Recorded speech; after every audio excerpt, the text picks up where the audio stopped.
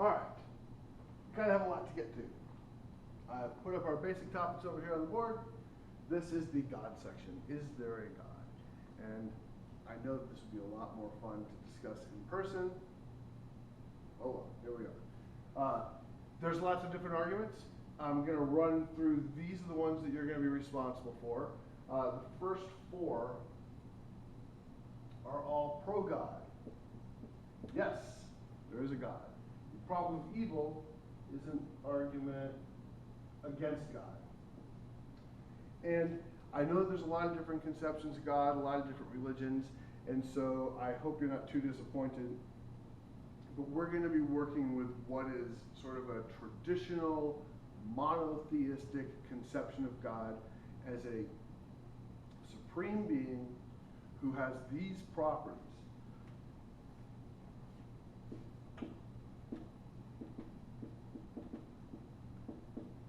Omniscient.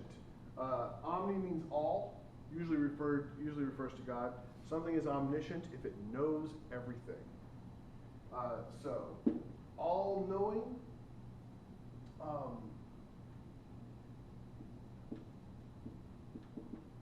omnipotent. Again, omni means all. Potent means capable of doing stuff. Like a potent potion is a strong one. So, this conception of God is God knows everything, God can do anything. There is another word that I happen to hate called omnibenevolent. I'll put it up here just to keep our omnis parallel.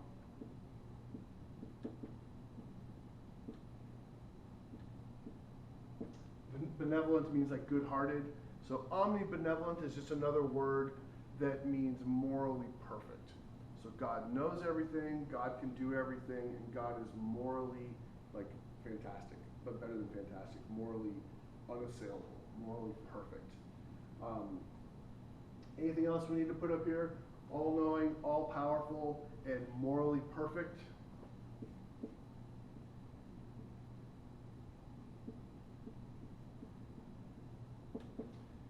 Sure, there may be other things like, oh, and yeah, he sent his son to die for your sins or something like that. We're not going to worry about that. We're not going to get into whether Christianity is the one true religion or anything like that. It's really just a conception of, is this kind of thing, does this creature or being exist? That's the question. So I'm sorry that we've sort of had to constrain our discussion to just this, but we got to do something, because notions of God can be all over the place. And, you know, what about this? What about this? Sure, what about? So we have to kind of restrict it and see what sort of arguments we can produce in favor of this sort of being existing. So we'll start with Pascal's wager. Pascal says he takes a very traditional Christian conception of belief in God. And he says, if I believe in God, and it turns out in the end there is no God, well then, I've gained a little and I've lost a little. You know, like I got to go to church, I met some cool people like that. We did a couple like, you know, I want to say cookouts. What's the word? Potlucks, right? We did the church potluck, did a couple bingo things. So I've gained a little that I wouldn't have done otherwise. Like I never would have gone to Bible study if I didn't believe in God. But I've lost a little. Like, you know, maybe I could have had a nice heroin addiction, or I could have done some cool stuff like, I don't know, I could probably give a bunch of really bad examples. Like whatever might be fun, but my religion stopped me from doing. Like murdering hookers. Whatever. That's going to be my example. Because I think it would be so much fun, but, you know, I believe in God, and so I've gained a little, like all my church buddies in the potlucks, but I've lost a little, like I never even murdered a hooker. You know, I didn't even get hooked on heroin. There's all these kind of things that I didn't do that I missed out on, let's say, because they were prevented by my religion. So if I believe in God and it turns out I'm wrong, then I've gained some and I've lost some. However, if I don't believe in God and then it turns out in the end I'm wrong, well, I've gained a little because I murdered those hookers, but I've lost my very soul. I've lost everything, and now I go to hell. And so it is a safe bet, Pascal's wager. Belief in God, according to Pascal then, is a safe bet. You may not be right, but if you had to put money down on one side or the other, if I believe it I'm wrong, I gain a little and lose a little. If I don't believe it I'm wrong, I gain a little and I believing God is a safe bet. Not too bad. Problem, of course, is that while that might be a convincing reason for me to agree, it doesn't really prove that my conception of God is true. Let's face it, we don't get any of this out of that. Does this say that God is omniscient, omnipotent, or morally perfect? Not really. I mean, it might be that I believe in that because that's what, in Pascal's case, Christianity teaches, right? Because if I don't believe in God, then I'm going to go to hell. And so, while it might be a safe bet, it's sort of like an appeal to force kind of argument. It might be a convincing reason for me to agree, but it doesn't really do anything to establish that what I've agreed to is true. So that's sort of the weakness of Pascal's wager. Moving on, the good old prime mover argument, sometimes referred to as a first cause.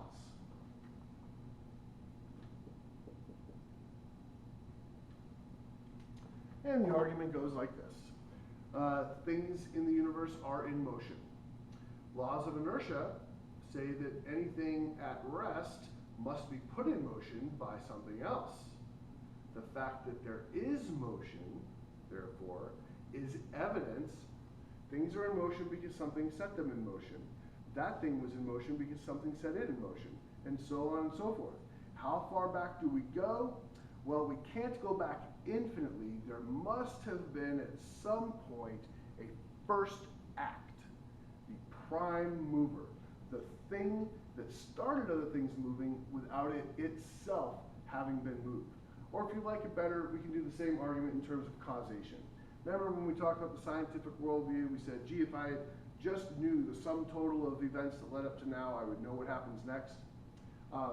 So things happen in a causal chain. We can say B happened, so what caused it? Oh, A. Well, what caused A? Well, whatever came before it. Well, what caused that? And so on and so forth back in time. How far back can we go? We must at some point, because we threaten an infinite regress, right, going back in time infinitely, we must at some point say there was a first cause. And if it's first, it did some causing without it being caused, because of course if it was caused, well then it wouldn't be the first, right? We'd have to go back even further. So there must be some first cause that started this chain of events unfolding. And so a first cause that was itself uncaused, well, what in the universe can be the cause of things without having to be caused itself? God. Easy, right? So that's the prime mover or the first cause argument. And one reason that we're supposed to think this is true is, suppose you were to think that there was no first cause. Well, if the span of time stretched back infinitely, then that means an infinite amount of time would have to have passed to get to where we are now. But it hasn't been infinite, because here we are, right? Infinite means it would keep going to get back to where we are now. So when we look backward into the past, back in time, there must have been some first moment. And this is even, this is consistent even with Big Bang stuff, right? There had to have been some first moment itself, not caused by something previous, and therefore, what is self-sufficient enough to be its own cause, you might say, or to not be caused by something else, to have motion without having to be moved? God. Okay, not bad, not bad.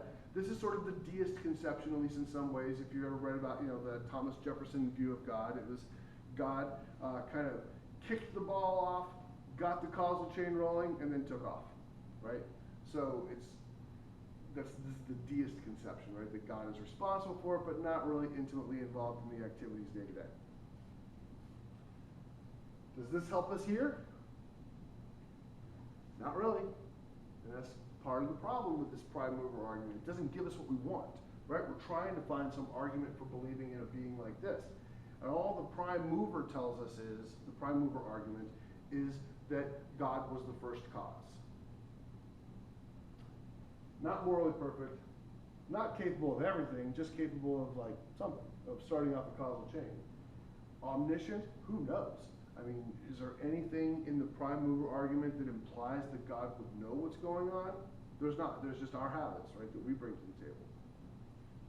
So even if we accept the entirety of the prime mover or the first cause argument, we don't get any of the stuff we want out of a good conception of God, right? When we're trying to prove that God exists, and all we can prove is that there was a first moment or a first cause, it doesn't tell us anything about God. In fact, like I was saying a minute ago, call it the Big Bang if you want.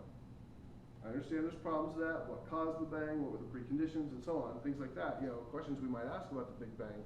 But my point right now is that if we think of the Big Bang Theory, not the show, the actual Big Bang Theory, we don't get any of this. And that's really the most we get out of the prime mover argument, is that there was some first cause. And so even the objection to the prime mover argument is, even if we accept everything about it, it doesn't tell us anything about God. It doesn't defend or support this notion of God that we thought we were working with. The teleological argument is a little bit more interesting, in my opinion. I keep telling you what I think is interesting. I don't know what you think is interesting. This is also referred to as Paley's watch analogy. So if you want to look it up, you can certainly look up the teleological argument, but if you look up the watch analogy, you'll get the same thing. And it goes something like this. Suppose you're on a deserted island.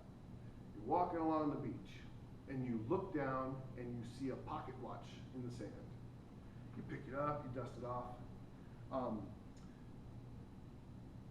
You would conclude, rational, it would be rational and reasonable to conclude that that watch had a maker. That somebody made that watch. It did not just show up there randomly like the sand on the beach. Why would you be justified in drawing that conclusion? Well, when you look at a watch, you don't even have to know what a watch is, by the way, according to Paley here. But what a watch has is it has a bunch of parts, and they're interconnected, and they work together for some purpose, right? So Paley tells us it doesn't matter if the watch doesn't work. You look down on the ground on the beach and you pick up a pocket watch, and even if it's broken, you know that somebody made it. It doesn't matter if you've never seen a pocket watch before, if you have no idea what a watch is, because you can still tell, even if it's missing some of its pieces, you can still tell that it is made up of multiple parts that work together. You may not know the function, but you know that the different parts are supposed to work together somehow.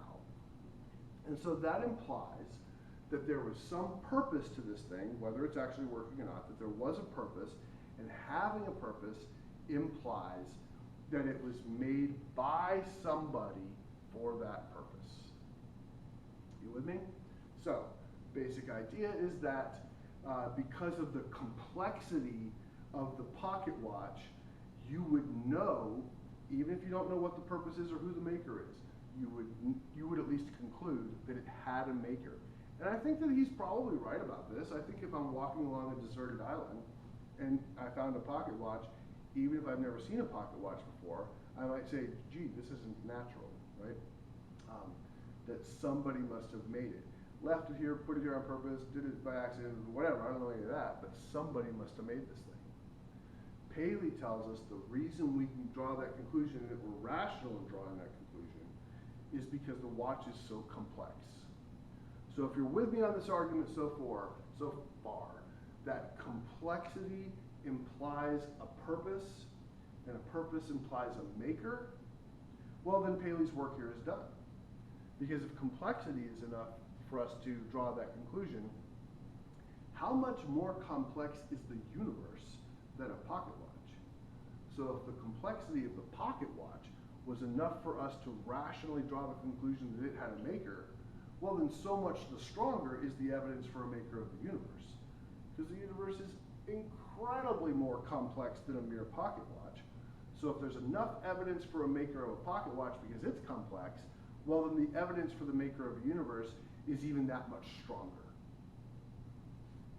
Not too bad, not too bad. Now, we're still not here. Even if we accept Paley's argument in its entirety, we still don't get, well, did that maker of the watch or the maker of the universe, are they all-knowing?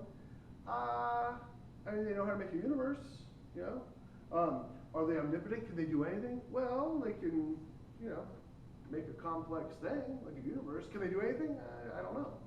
Morally perfect? No idea. Certainly a supremely evil or even a marginally evil being could create something of some complexity, so we're not going to get that far. But the problem with the teleological argument is a little bit deeper. The problem, or at least one of the presumed problems, is that why would we assume that a pocket watch had a maker just because we saw it on the beach? Probably because it's so different from everything else on the beach, right? So we look at the sand, we look at the trees, we look at the surf, and they're all just so different. I mean, in some ways, I guess you might say less complex than a pocket watch.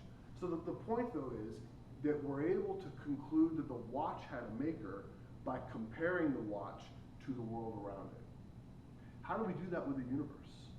How do we look at the universe and say, oh, it's really complex. What do we compare it to say that it must have a maker? See, we can compare a pocket watch to its surroundings, right? To the sand and the surf and all that stuff. So by comparison, we see the complexity in the pocket watch and we conclude that it had a maker. But what do we compare our universe to, right? To say that it must have had a maker. I mean, sure, it's complex, but I'm not sure that does the trick. So on the one hand, we get this notion that complexity implies a purpose, which, by the way, is what makes it teleological. You remember teleology from Aristotle, that the telos was the final cause, right? The goal that things are working towards. In this case, it's the complexity implies a purpose, and which is maybe objection number 2. Okay, well, if I accept your argument that the universe is complex, what is the purpose of the universe, right? Like, if complexity implies a purpose, I get that the universe is complex, but I have a harder time saying, well, the purpose of the universe is to. Okay, it doesn't really make sense. I'm not really sure how to go there.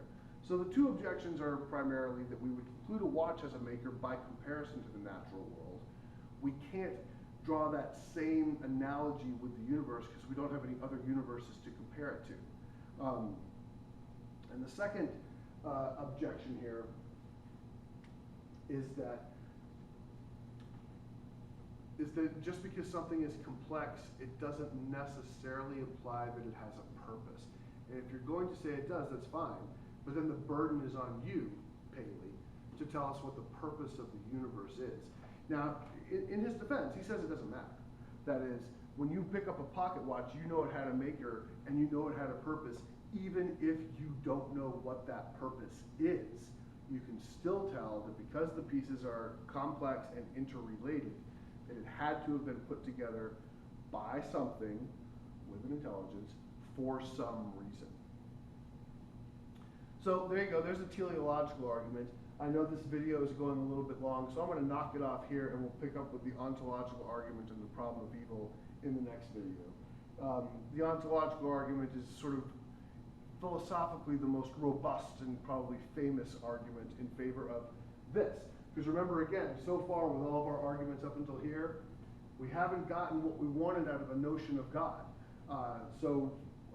We have that to look forward to perhaps in the next one. And I will stop now and we'll pick it up there in the next video.